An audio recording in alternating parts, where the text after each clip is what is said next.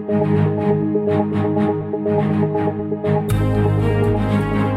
are tuned into Business Sense on Adventist World Radio, powered by SID Media.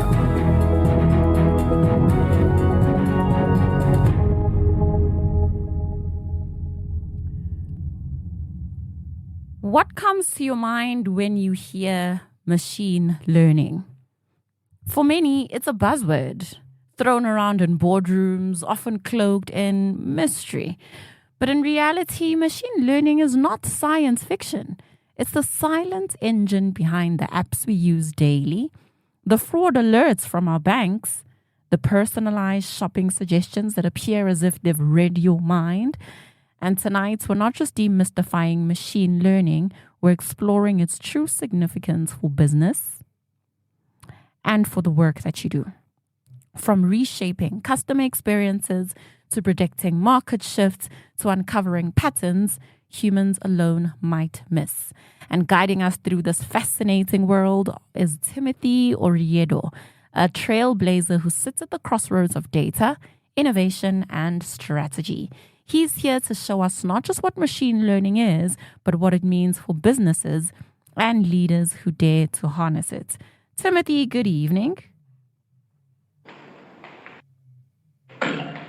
Hello, good evening. Can you hear me? Yes, I can. Can you hear us well? Yes, I can get you very loud and clear. Fantastic. Let's begin at the foundation, shall we? In the simplest but most practical terms, what exactly is machine learning?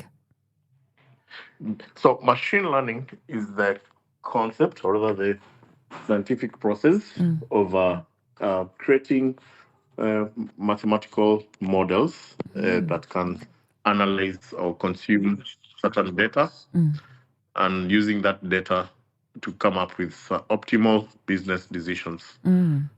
Yeah, so to break it down more granularly, you have data on one side, and on the other side, you've got mathematical algorithms, and you also have computational ability, which means processing machines that can process the data and combine that data with the mathematical formulas to come up with solutions. Can anyone do it, or does it take big data coaches like yourself? So machine learning is a science, and by virtue of it being a science, it's a process that you have to be skilled in doing. So it requires a particular set of knowledge and skills to be able to come up with the machine learning interventions or models. Yeah, so it can be done but by specific individuals or professionals who have been trained to be able to do it. I hear you. Many think of it as futuristic, but where are we already using machine learning in everyday life without even noticing? And I'm asking this so that I can simplify it for people, because I'm already getting messages of people saying, yo, I don't think I get it. I'm already lost. So I need us to simplify it so that we're all moving in the same direction and at the same pace. Yeah, so maybe just to simplify it and maybe to use an evolutionary approach. I'm going to start with a calculator. We have a basic calculator that does computation. For example, 1 + 1 is equals to 2, square root of 1, square root of 3, and that computation continues to increase depending on the type of calculator you're using. Now, in the case of machine learning, the same way you have a calculator, and you input numerals in it. So those numerals is data, like 1, 2, 3. That is data. And now behind that calculator, there is a circuit, or rather a logical board, that translates the information that you put in into a mathematical computation that comes out with an output. For example, 1 + 1 is equals to 2. We know that logically, but inside the machine, there's a machine language that interprets it into a language that the machine understands and computes an outcome. Now, when you talk about machine learning, it's now the data that is huge. And I'm going to break it down a little bit later, but now machine learning works better with what you call unstructured data. Okay. So data is also classified into two. So you have structured data, which is numerals, 1, 2, 3, 4. And then you have unstructured data. Unstructured data is things like photos, voice, images, videos, etc. Yeah. So that is data that can be analyzed. Okay. So maybe to rush ahead and just to tell you how that is done in terms of an output. For example, you always see when you're walking into a door that recognizes your face, the door will open. Yes. Yeah. So there's a certain function that device that recognizes your face and matches it to an existing image and then opens the door. So one of the applications of machine learning is facial recognition. Yeah. To bring it closer home, Yes. there's Facebook. Okay. Yeah, we post our photos on Facebook. So immediately you post your photo on Facebook, including those ones of your friends, it will auto tag them and say, you put a frame on someone's image And say, is and this link, this is so and so. Yeah. So that is a similar way like a calculator, but now this calculator does not calculate numbers. It calculates what we call now digital geometry, the facial features, and matches it and say this is probably so and so. Yes. Yeah. Okay. So I hope now that sort of demystifies what machine learning is in terms of Not what necessarily. you see as a user. Not necessarily. And I'm going to ask you to break it down even further. Who is doing the learning? The machine or us? Are we learning the machine or are we feeding the machine things to learn? So if and please correct me if I'm wrong. Machine learning, according to what I'm understanding from what you're saying, is basically us inputting data into the machine so it recognizes patterns. Yes, you're correct. That's what it is. Yeah. Oh, clever girl. Yeah. Now, where the word learning comes from is the more data that you put in, the more intelligent the machine becomes. So it learns from the data that's input there. And then we talk about large data volume. So when about data, there's something, and maybe just to simplify, you can just call it 4 V's: volume, velocity, veracity, and variety. What's the third V? Veracity, which is unclean or dirty. Okay. Yeah. Okay. Yeah. Please take us through these V's. So now, for example, when you're looking about image data, for example, on Facebook, so there's humongous amounts of data that come in on every single millisecond. So volume is huge, velocity is high. Yeah. Yebo. And then it's not so clear. Some people are taking photos with different devices. Some are clear, some are not clear. So we have now, for example, what you call compression algorithms that sort of try to clean up the data that is posted on social media platforms to make it more sensible. Yeah. And then link it now to the algorithm that was created. So this algorithm, when it's exposed to data, it starts learning. Yeah. So that learning is the same way you teach a child how to walk. It learns and gets experience. It's such a huge discipline and a sub knowledge area of artificial intelligence that the companies specifically companies that have been formed to train models. So it's called training. So that training means you keep exposing mathematical models to different data. Yes. And correcting it. So if it gets it wrong, you say, no, this was wrong. So it's called annotation. And it's a manual process. Now, have you ever logged into a website and it asks you for a password? Yes. And when you ask for the password, there's something that comes there and pops up and say, please confirm you're not a robot. Tick what is a zebra crossing. Tick what is a bus. Yes. Now, that is one process that we use to train image models. So those are actually companies that pay those platforms that do verification of emails to use those sockets that come to and on the consumer side. So they are outsourcing that process of training the model to the public to be able to train, saying this is how our vehicle looks like, this is how our bus looks like. So when you click that, it goes back to the system and say, yes, this is how it looks like. Oh, so it's not even about protecting me. No. How?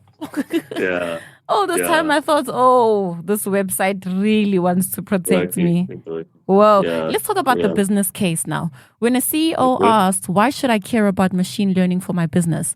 What is your answer?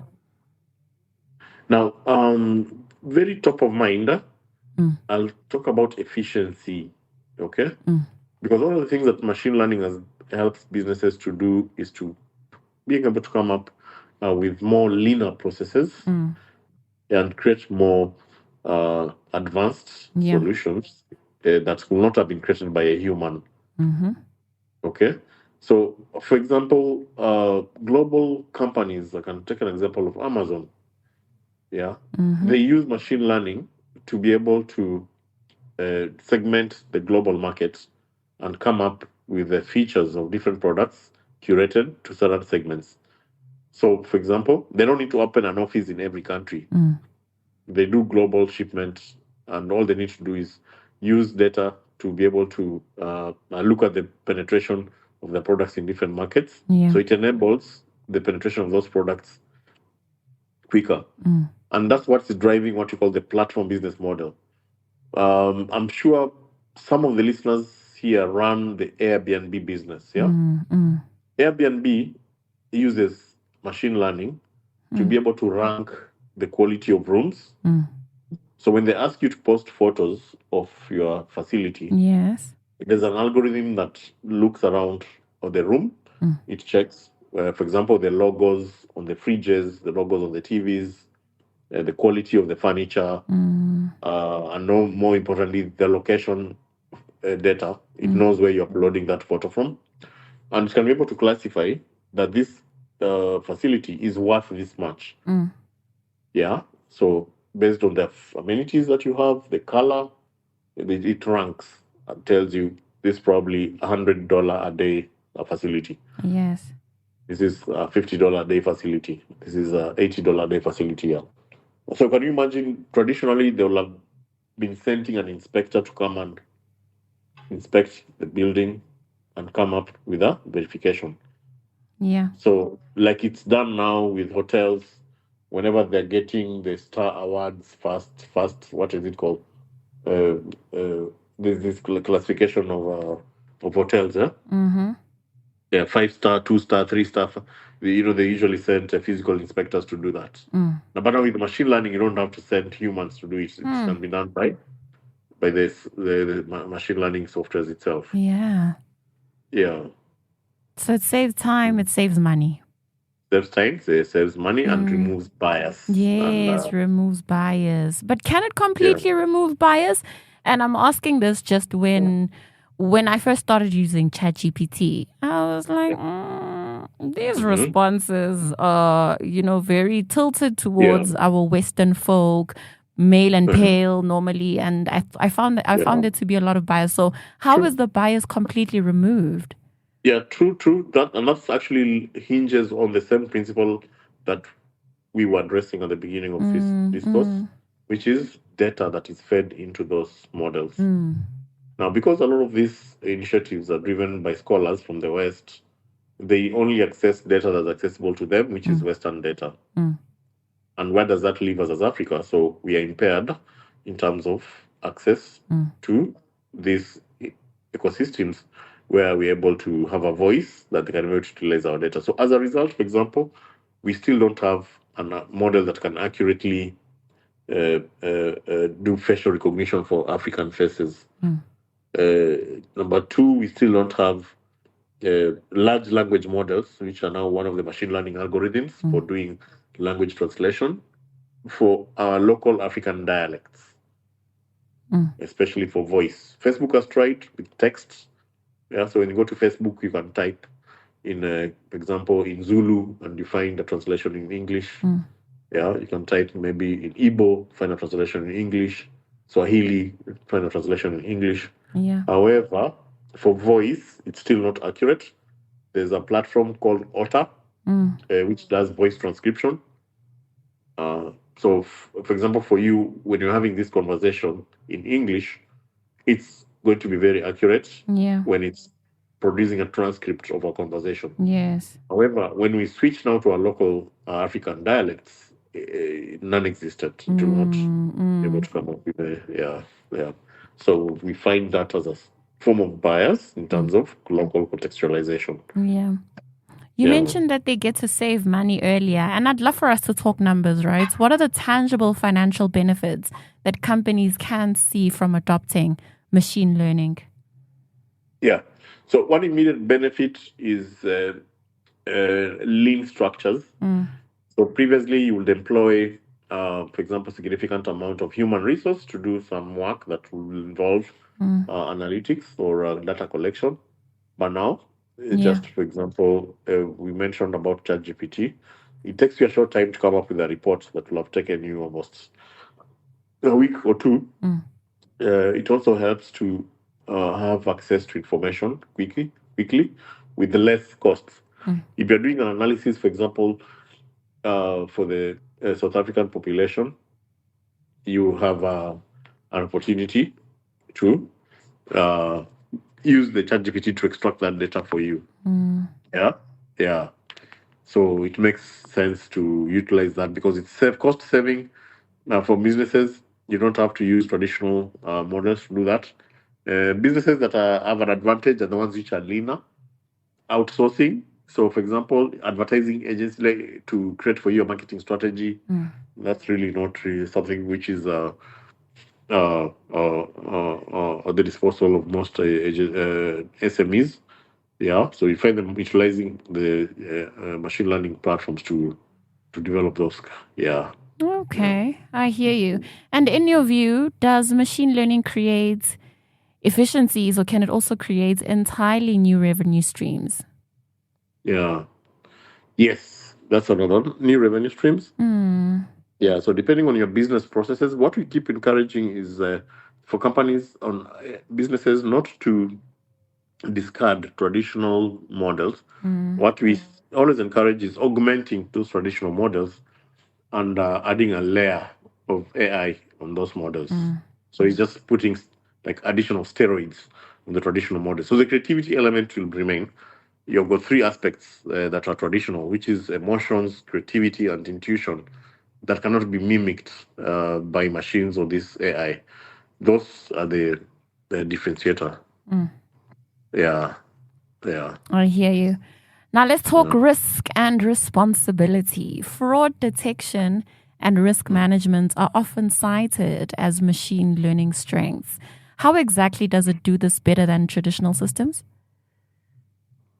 Yeah. So, for example, I'll go back to the 4 V's of data. Yeah. So volume. For example, transactional data is huge, humongous. So you cannot rely on a human just to sit and monitor transactions. People sending money from one location to the other. Yeah. The next one is now the velocity. So the speed of this transaction is so fast. You've got volumes, millions and millions of transactions per second or per minute. You cannot rely on what is it called, a human insight to track. So that's where it comes in, able to detect such. Yeah. Okay. But every opportunity does have risks. I think that is clear for everybody who's operating in the space. What are some of the hidden challenges that businesses face when they are implementing machine learning? Yeah, so one of the challenges we experience is capacity. Yeah, why I did mention one earlier when we talked about most of these ecosystems being Western driven. Now we don't have local contextualization of use cases that are relevant for our context in terms of data. Why? It's because of skills. So our universities are not training well enough in terms of research. We are not well resourced to challenge the status quo. These initiatives need a lot of financing without a lot of pressure for results. Yeah. It takes years to build some of these models without expecting immediate wins. The other challenge is, even for the universities that have got good research, there's brain drain. Yeah. We find a better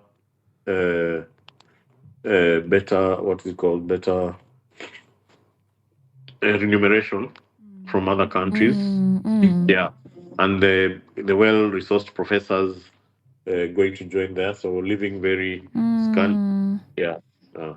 Knowledge base for this. Yeah. And then finally, it's also regulation. We've been a bit cautious, for example, regulatory wise. So you find one of the key drivers in terms of industries is there's financial institutions, Yes. manufacturing sector, retail sector. They've been slow to adapt because of that fear of exposure, risk of exposure. Yeah. So they're so guarded that they come up with policies that prevent the use of some of these technologies. I can give a specific example with some work we've done in the financial sector, which drives what you call using machine learning to drive financial inclusion. So we are able to create an algorithm that can provide credit score for a person who doesn't have a bank account, and that will ensure that they have access to credit. But you see, most banks will refuse. They will. Yeah. Interesting. And I'm so glad that you touched on regulation, because I want to know how ethics come into play. Bias in data, privacy, surveillance. What should leaders be most mindful of? For in terms of regulation? Yeah. So how do ethics come into play? No. So ethics actually can be driven by two things. So first is the ecosystem that you exist, which is the fabric that governs the tapestry of the organization. Policies that are there to guide how you operate, the mission, vision, and values. Yeah. So we tend to take that for granted, but it comes in very key. For example, do you respect the privacy of your customers before you come up with intervention? Are you ethically guided by being cautious of the impact of some of these research findings, and especially in medical? Yeah. And there are actually cases, I can give an example of two cases. One actually happened in South Africa, I believe, this year. One happened in Kenya 7 years. So there were cases on Facebook where in Kenya it was two girls who were separated at birth. And they met on Facebook, and they, after 16 years, because of the Facebook algorithm of friends you would know. Yeah. I don't know whether I read somewhere. Did something similar happen in South Africa? I'm not too sure. Is it the story of the blood and water story? I know it was the one that was adapted into a Netflix series. No, I'm not sure it is reached Netflix. I think the story just broke. But just the one broke. In Nairobi.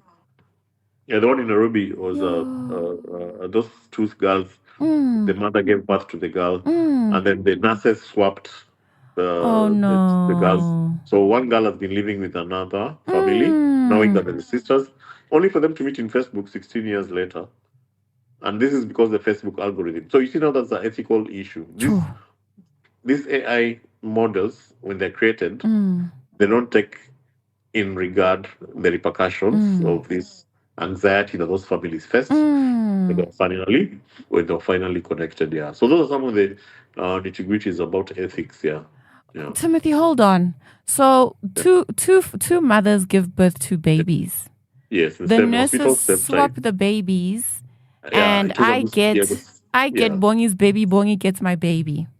Yeah, but there were one mother had twins, the other had one. Oh.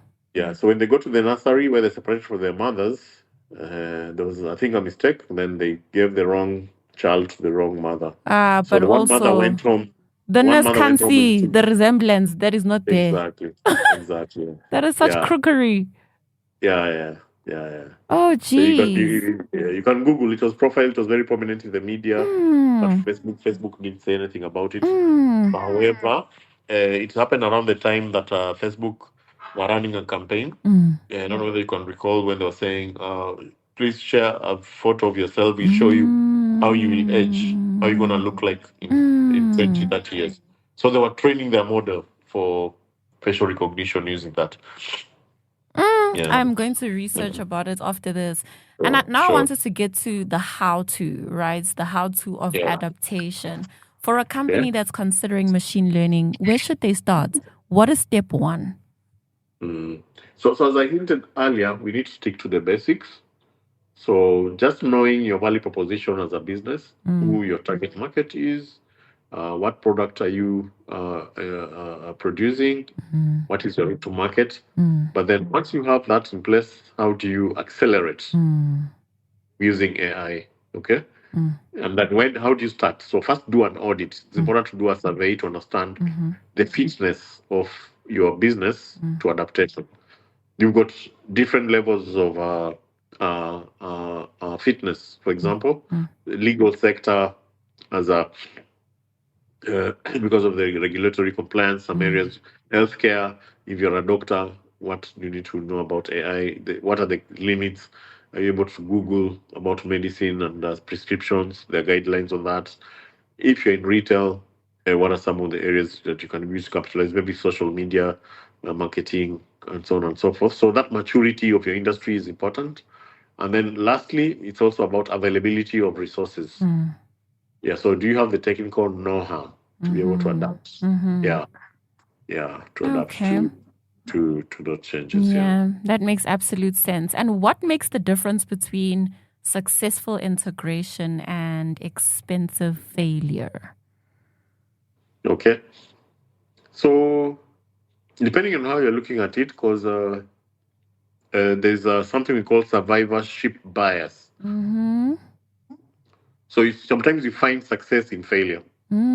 True. Yeah. And because some of these technologies, and there's something we call hype cycle.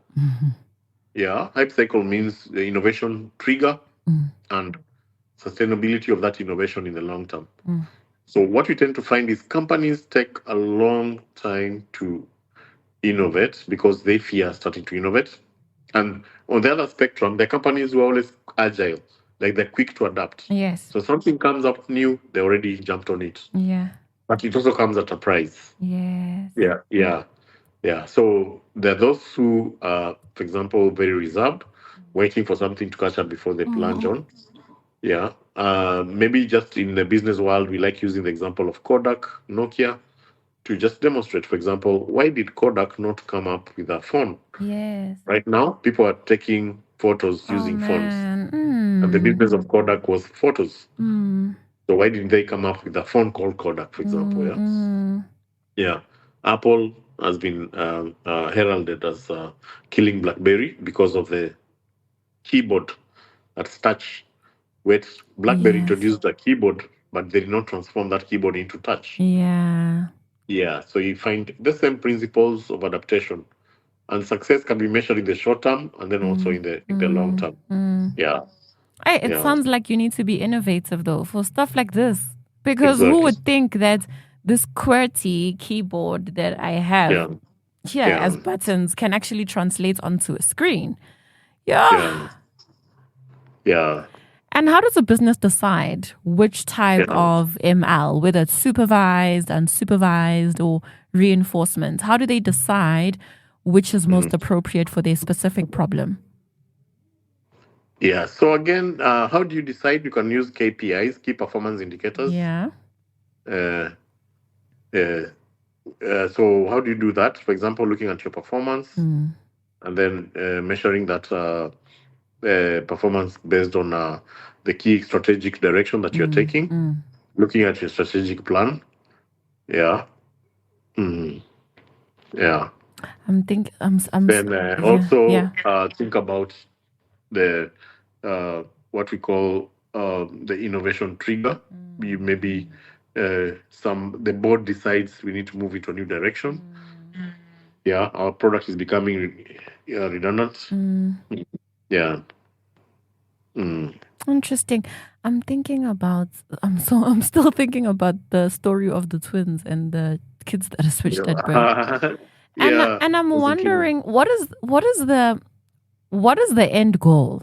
After these machines have learned, after all this data is used effectively, what is the end goal? Where are we going? So I think it's just it's let me call it evolution, yeah.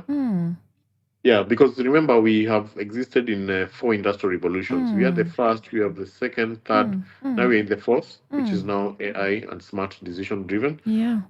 But then the evolution is changing into a revolution. Yeah. So it will go wherever it goes. Wherever the evolution takes us, that's where we're going. Yeah. Shoo. Exactly. I don't know if I should be scared or excited. And speaking of excitement, what are the most exciting new trends in machine learning that you believe will reshape industries in the next, say, 3 to 5 years? Okay, so very quickly, one of the applications is like what we call cobots. So we are finding humans working alongside machines to improve efficiency and reduce risks at work. Yeah. Yeah. We also have the innovation around medical and healthcare. So this is going to improve our lifestyle. Yeah. We're able to live, our lifespan is going to increase because we're able to come up with more interventions to current problems, modern medical solutions. And you can see lifespan increasing. So, for example, in the first industrial revolution, people used to eat raw food because they had no fire.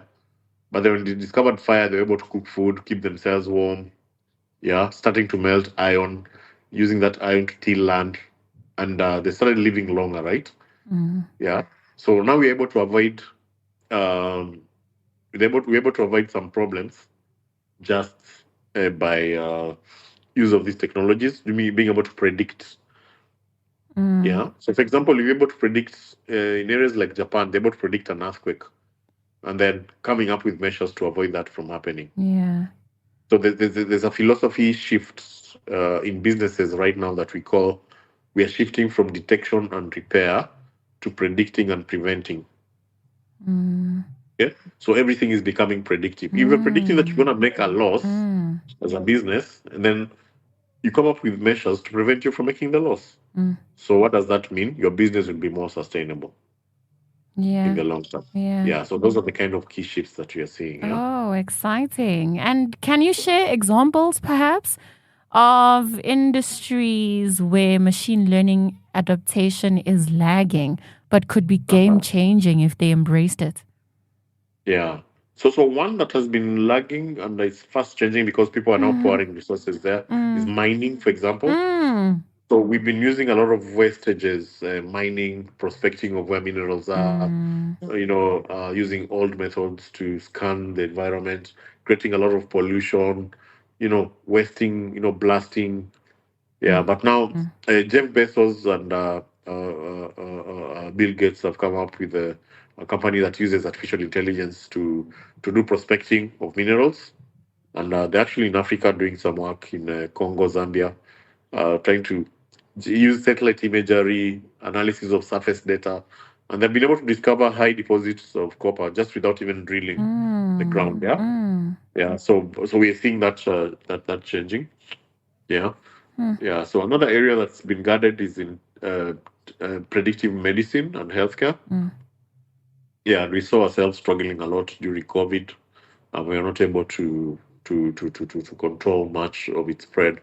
And I hope it's my hope that at least we're able to invest more in that area of biomedical research, genetical engineering to just be able to predict some of these things. Yeah. And if you had to bet, what's the next big leap in machine learning that businesses should prepare for? Yeah, so the next big leap is what we call quantum technology. Okay. Yeah, this is going to obliterate the current ecosystem we have for computer communication and computer generations.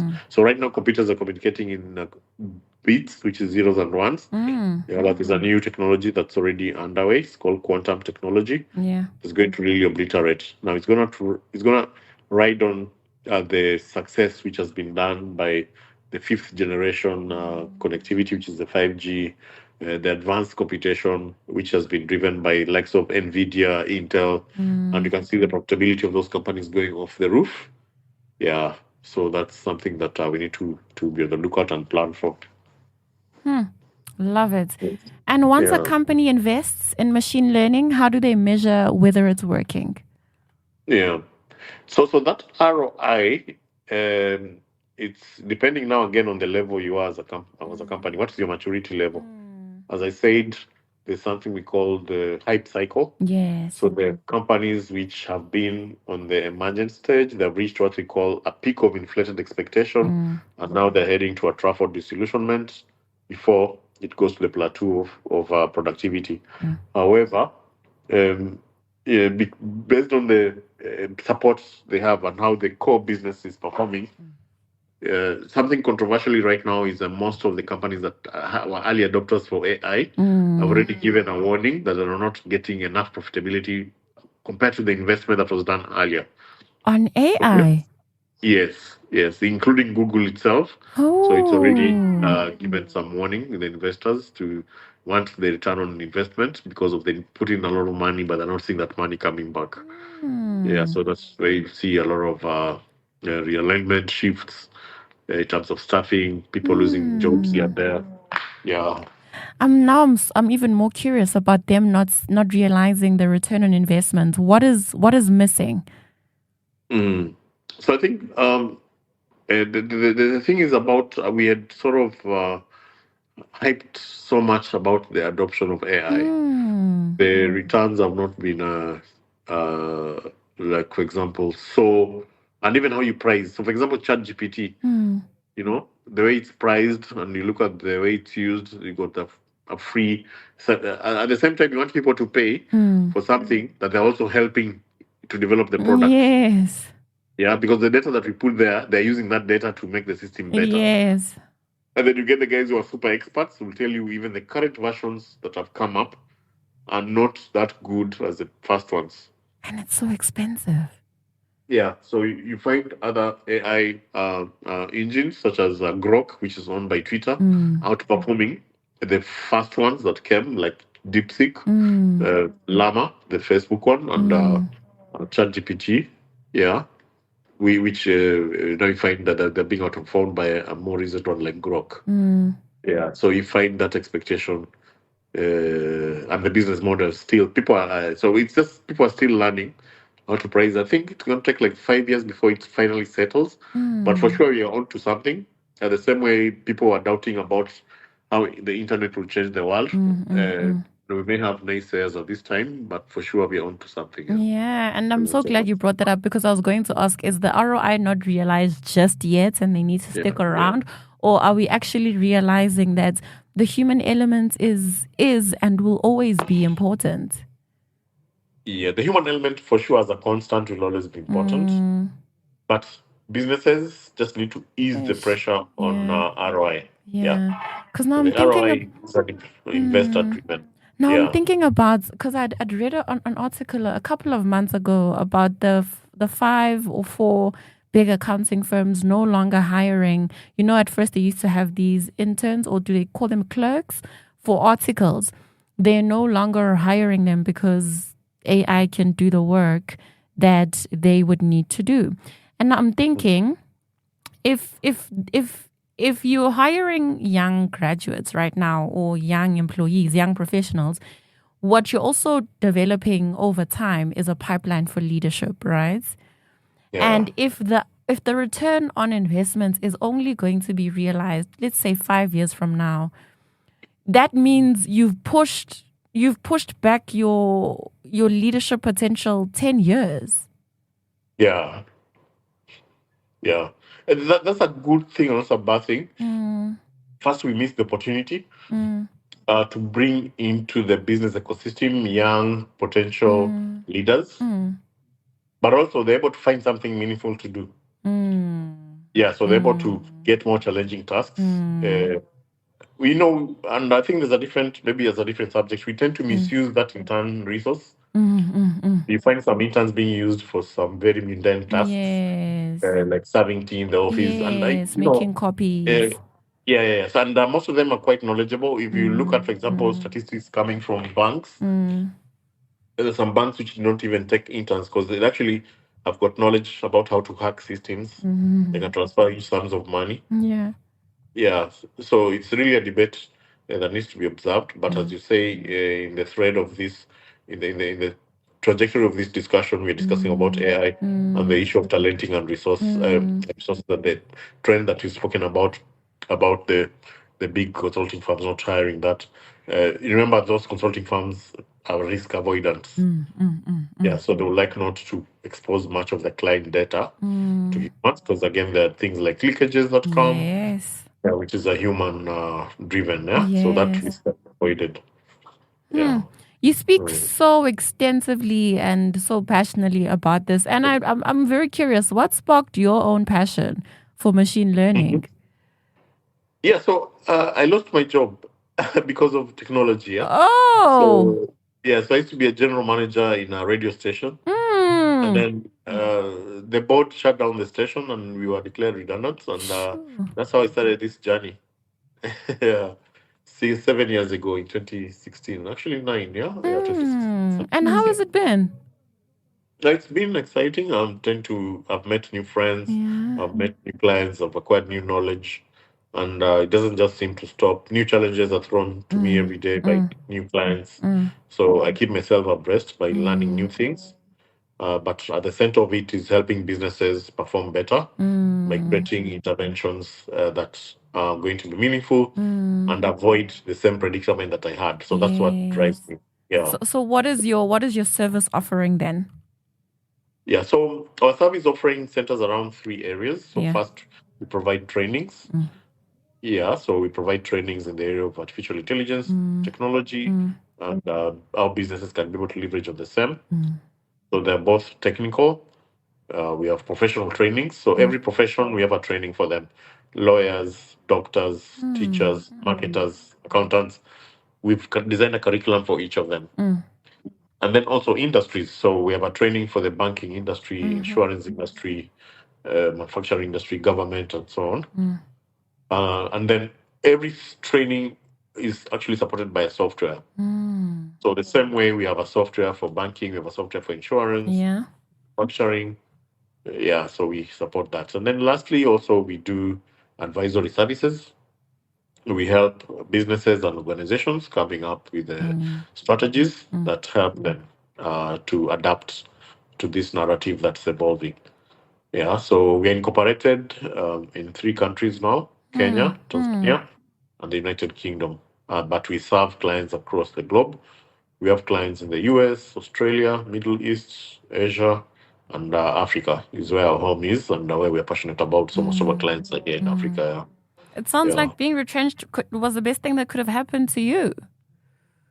In the long term, yes. The short term, yes. There's a price to pay, but there's always that trigger that pushes you to challenge yourself. Always. Oh man, thank you so much. You've helped us peel back the curtain on a subject that often feels intimidating. And I guess why? Because we're not all scientists and mathematicians, But what you've shown us tonight is that machine learning is not here to replace humans. Instead, it's here to empower businesses and leaders with sharper insights, with smarter decisions, and a new edge in a fast-changing world. And the world is changing very, very fast. And I think if there's anything for my listeners, I hope that they realize that machine learning is here. It's not in the future. It's happening right now. And so perhaps the question is, will their businesses merely watch it happen, or will they position themselves to thrive in this new era of intelligence? So thank you so much for sharing your wisdom and your passion with us. It's always a fun time talking to you. You too, and all the best with the remainder of the show. Cheers. Thank you. Okay, bye-bye. Bye. Yeah, it started off very shaky.